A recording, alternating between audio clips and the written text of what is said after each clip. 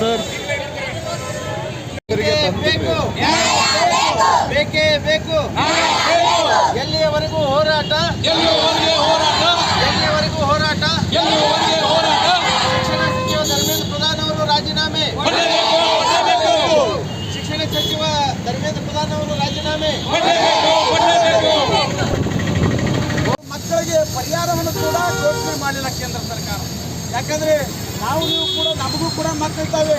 ನನ್ನ ಮಗನೂ ಕೂಡ PUCಯಲ್ಲಿದ್ದಾನೆ. ಎಲ್ಲರ ಮನೆಯಲ್ಲಿ ಕೂಡ ಯಾರು ಯಾವಾಗ ತಮ್ಮ ಮೇಲೆ ಸತ್ತರೆ ಕೂಡ ತೊಂದರೆ ಗೊತ್ತಾಗುತ್ತೆ. ಅದೇ ರೀತಿ ಕೇಂದ್ರ ಸರ್ಕಾರದ ಧರ್ಮೇಂದ್ರ ಪ್ರಧಾನದ ಮಗಳು ಅಮೆರಿಕಾದ ಒಂದು ವಿಶ್ವವಿದ್ಯಾಲಯದಲ್ಲಿ ಶಿಕ್ಷಣ ಪಡೆಯುತ್ತಿದ್ದಾಳೆ. ಆದರೆ ಬೇಕೇ ಬೇಕು. ಎಲ್ಲಿವರೆಗೂ ಹೋರಾಟ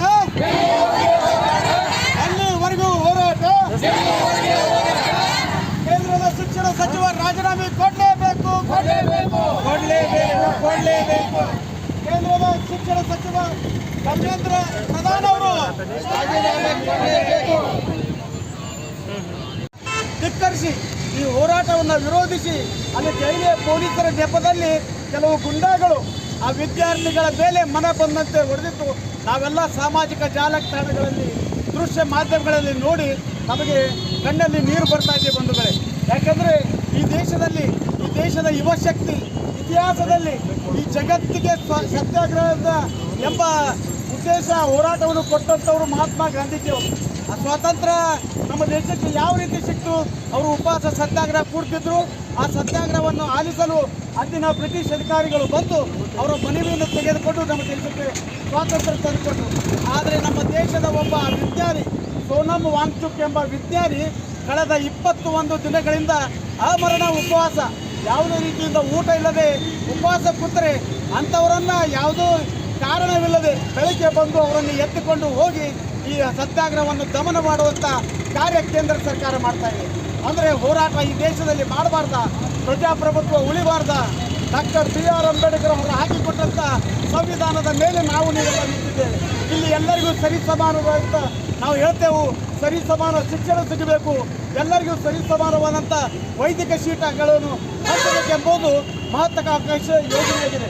ಆದರೆ ಈ ನೀಟ್ ಪರೀಕ್ಷೆಯನ್ನು ನಡೆಸುತ್ತಿರುವ ಏನಿದೆ ಇದು NTA ಅನ್ನುವ ಸಂಸ್ಥೆಯನ್ನು ಕೂಡಲೇ ರದ್ದು ಮಾಡಬೇಕು. ರದ್ದು ಮಾಡಿ ಕರ್ನಾಟಕ ರಾಜ್ಯದಲ್ಲಿರುವಂಥ ವೈದ್ಯಕೀಯ ಕಾಲೇಜುಗಳಲ್ಲಿ ಕರ್ನಾಟಕ ರಾಜ್ಯಕ್ಕೆ ಅದನ್ನು ಬಿಡಬೇಕು. ಏನಾದರೂ ವೈದ್ಯಕೀಯ ಶೀಟ್ ಆಗಿರ್ಬೋದು, ಇಂಜಿನಿಯರಿಂಗ್ ಶೀಟ್ ಆಗಿರ್ಬೋದು, ಇನ್ನಿತರ ಅನೇಕ ವೃತ್ತಿಪರ ಕೋರ್ಸ್ಗಳನ್ನು ಆಯಾ ರಾಜ್ಯದ ವಿದ್ಯಾರ್ಥಿಗಳು ತಮ್ಮ ಪರೀಕ್ಷೆಯ ಮೂಲಕ ಏನು CETಯಲ್ಲಿ ಪಾಸ್ ಆಗ್ತಾರ ಆ ವಿದ್ಯಾರ್ಥಿ ಮೇಲೆ ಅವರಿಗೆ ಕೊಡಬೇಕೆಂಬುದು ನಮ್ಮ ರಾಷ್ಟ್ರೀಯ ಬಸವ ಸಂಘದ ಮೊದಲ ಬೇಡಿಕೆಯಾಗಿದೆ. ಪ್ರಧಾನಮಂತ್ರಿಯವರು ಭಾರತ ಸರ್ಕಾರ ನವದೆಹಲಿ ವಿಷಯ NTA ಸಂಸ್ಥೆಯನ್ನು ರದ್ದುಪಡಿಸಲು ಮತ್ತು ಕೇಂದ್ರ ಶಿಕ್ಷಣ ಸಚಿವರು ರಾಜೀನಾಮೆಗೆ ಆಗ್ರಹಿಸಿ ರಾಷ್ಟ್ರೀಯ ಬಸವ ಸೈನ್ಯ ಸಂಘಟನೆಯಿಂದ ಮಾನ್ಯ ತಾಲೂಕು ದಂಡಾಧಿಕಾರಿಗಳು ಬಸವನ ಬಾಗೇವಾಡಿ ಇವರ ಮುಖಾಂತರ ಮನವಿ.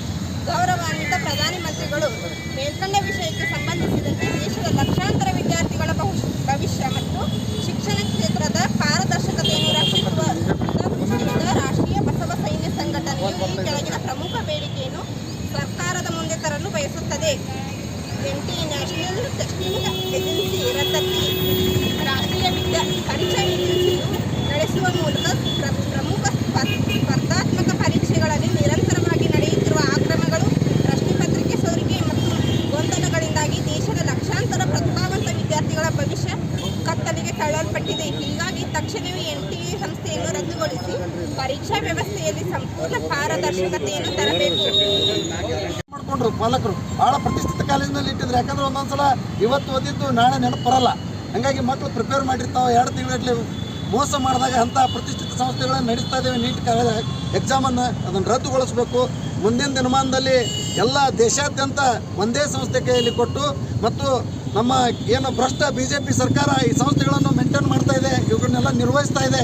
ಅವೆಲ್ಲ ತಕ್ಷಣದಿಂದ ರದ್ದು ಮಾಡಿ ಅದ್ರಾಗ ಯಾರು ಕೈವಾಡಿದೆ ಅವ್ರನ್ನ ಉಗ್ರವಾದ ಶಿಕ್ಷೆಯನ್ನು ಕೊಡಬೇಕು ಮತ್ತು ಜೊತೆಗೆ ಕೇಂದ್ರ ಶಿಕ್ಷಣ ಸಚಿವರು ಇವತ್ತೇ ರಾಜೀನಾಮೆಯನ್ನು ಕೊಡಬೇಕಂತೇಳಿ ನಮ್ಮ ಬಸವ ಸೇನೆದವ್ರು ಏನು ಇವತ್ತು ಮನವಿ ಮಾಡ್ತಾ ಇದ್ದಾರೆ. ಮಾನ್ಯ ತಹಸೀಲ್ದಾರ್ ಮುಖಾಂತರ ನಾವು ಗೌರವಾನ್ವಿತ ರಾಷ್ಟ್ರಪತಿಗಳಿಗೆ ಇವತ್ತು ಮನವಿ ಸಲ್ಲಿಸ್ತಾ ಇದ್ದೀವಿ. ಇದರಲ್ಲಿ ಮಾತನಾಡಲು ಅವಕಾಶ ಕೊಟ್ಟು